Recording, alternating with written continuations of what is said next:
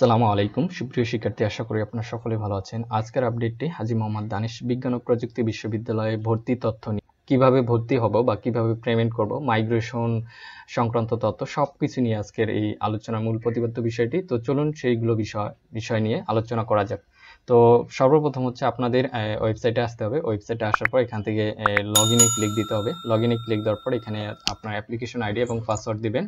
তো লগইনে ক্লিক দেওয়ার পর আপনার এরকম আসবে, একটু স্ক্রল করে নিচের দিকে আসবেন, এখানে দেখতে পারবেন সাবজেক্ট ওয়াইজ রেজাল্ট। তো এখানে যারা সাবজেক্ট পেয়েছেন তাদের কিন্তু এরকম ইন্টারফেস আসবে, অর্থাৎ পে নাও কিন্তু শুরু হয়ে গেছে।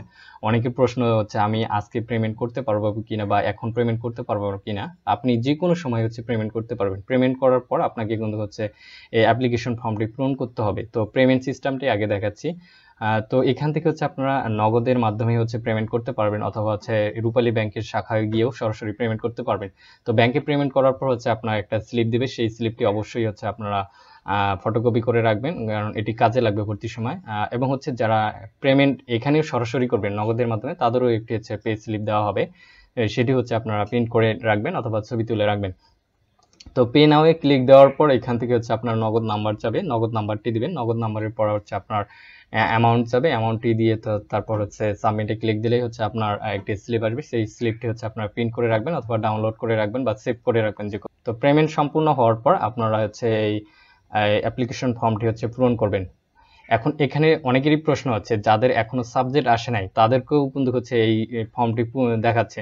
তো যাদের সাবজেক্ট আসে নাই তারা এখন পূরণ করার দরকার নাই, সাবজেক্ট যখন আসবে তখন হচ্ছে এটি পূরণ করবে, ঠিক আছে। তো যাদের সাবজেক্ট আসছে তারা এটি হচ্ছে পূরণ করে হচ্ছে সবকিছু দিয়ে হচ্ছে সেভ নাও এ ক্লিক দিলে হচ্ছে আপনাদের ডাউনলোড করা অপশন আসবে, সেটি ডাউনলোড করে প্রিন্ট করে নেবেন। প্রিন্ট করে নেওয়ার পর আপনারা হচ্ছে আপনাদের তথ্যগুলো আছে সেগুলো ফিল আপ করতে পারেন, অথবা হচ্ছে আপনারা ক্যাম্পাসে গিয়েও হচ্ছে আপনারা ফিল আপ করতে পারবেন। আপনি যে ডিপার্টমেন্টে চান্স পেয়েছেন সেই ডিপার্টমেন্টের ডিন অফিসে হচ্ছে আপনাদের একটি রুমে হচ্ছে সবাইকে হচ্ছে একত্রিত করে সেই ভর্তি কার্যক্রম সম্পন্ন করবে। সেখানে হচ্ছে আপনারা আপনাদের ক্যাম্পাসের বিভিন্ন স্টুডেন্ট অথবা রবার স্কাউট বা রেড ক্রিসেন্টের সবাই থাকবে, তারা হচ্ছে আপনাদেরকে সহযোগিতা করবে, অথবা স্যাররা হচ্ছে বলে দিবে, ঠিক আছে। যার যে সমস্যা তারা হচ্ছে সবগুলোই তথ্য হচ্ছে ওখান থেকে জেনে নেবেন। তারপর হচ্ছে পরবর্তী যে প্রসেসগুলো রয়েছে সেখান থেকে হচ্ছে বলে দেওয়া হবে যে কোথায় কোথায় যেতে। তো ভর্তি কার্যক্রম সবকিছু শেষ হওয়ার পর আপনাদের একটি স্লিপ দেওয়া হবে, সেই স্লিপটি হচ্ছে আপনারা সংগ্রহ করে রাখবেন। তো এর আগে বলে নেই হচ্ছে ভর্তির জন্য কি কি হচ্ছে প্রয়োজনীয় কাগজপত্র লাগবে, সেখানে কিন্তু হচ্ছে তারা বলে দিয়েছে। তো এখান থেকে হচ্ছে আপনাদের কিন্তু বলা হয়েছে ভর্তির জন্য যে প্রয়োজনীয় কাগজপত্রগুলো এগুলো হচ্ছে অবশ্যই আপনারা সঙ্গে নিয়ে আসবেন, এবং এই ডকুমেন্টগুলো অবশ্যই আপনারা অনেকগুলো ফটোকপি করে রাখবেন, কারণ অনেকেই আছে এখান থেকে এই বিশ্ববিদ্যালয়ে পড়বে না, গুচ্ছ রাজশাহী বা যে বিশ্ববিদ্যালয় হচ্ছে আপনারা পছন্দের বা পড়তে চান সেই বিশ্ববিদ্যালয় আসলে পরবর্তীতে কিন্তু আপনারা ভর্তি ক্যান্সেল করেন, সেক্ষেত্রে হচ্ছে বা এই বিশ্ববিদ্যালয়ে ভর্তি থাকা অবস্থায় অন্য বিশ্ববিদ্যালয়েও ভর্তি হতে চান, সেক্ষেত্রে কিন্তু আপনার এই ডকুমেন্টগুলো লাগে। তো যাদের এই ডকুমেন্টগুলো হচ্ছে অন্য বিশ্ববিদ্যালয়ে আছে বা অনেকেই হচ্ছে জাতীয় বিশ্ববিদ্যালয়ে অধ্যয়নরত রয়েছেন, তাদের তো জাতীয় বিশ্ববিদ্যালয়ের সেই কপিগুলো আছে, তারা কিন্তু হচ্ছে আপনারা 7 দিনের সময় নিয়ে হচ্ছে এই পরবর্তীতে সেই কপিগুলো জমা করে দিতে পারেন বা ডকুমেন্টগুলো জমা দিতে পারেন।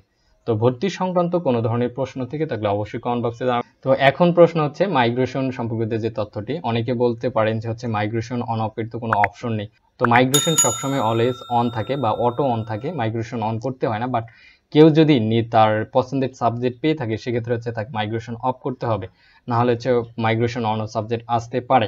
তো সেই ক্ষেত্রে যাদের হচ্ছে প্রথম চয়েসে বা প্রথম সাবজেক্টে আসছে তাদের মাইগ্রেশন অফ না করলেও চলবে, তাদের সেক্ষেত্রে সেই সাবজেক্টটি বহাল থাকবে। বাট যাদের হচ্ছে নিচের দিকে সাবজেক্ট আসছে তাদের কিন্তু হচ্ছে মাইগ্রেশন হওয়ার সম্ভাবনা আছে বা সুযোগ আছে। তো সেক্ষেত্রে হচ্ছে আপনাদেরকে কিন্তু একটি ভর্তি শেষ হওয়ার পরে একটি নোটিশ দেওয়া হবে, সেই নোটিশে হচ্ছে বলা হবে যে যারা মাইগ্রেশন অফ করতে চায় তাদেরকে লগ ইন করে অফ করতে হবে, এরকম একটি তথ্য আসবে, অথবা নোটিশ তারা দিয়ে দিবে যে মাইগ্রেশন অফের সংক্রান্ত নোটিশটি তারা দিয়ে দিবে। তো বিশ্ববিদ্যালয়ে ভর্তি সংক্রান্ত কোনো ধরনের প্রশ্ন থেকে থাকলে অবশ্যই কমেন্ট বক্সে জানাবেন। ধন্যবাদ।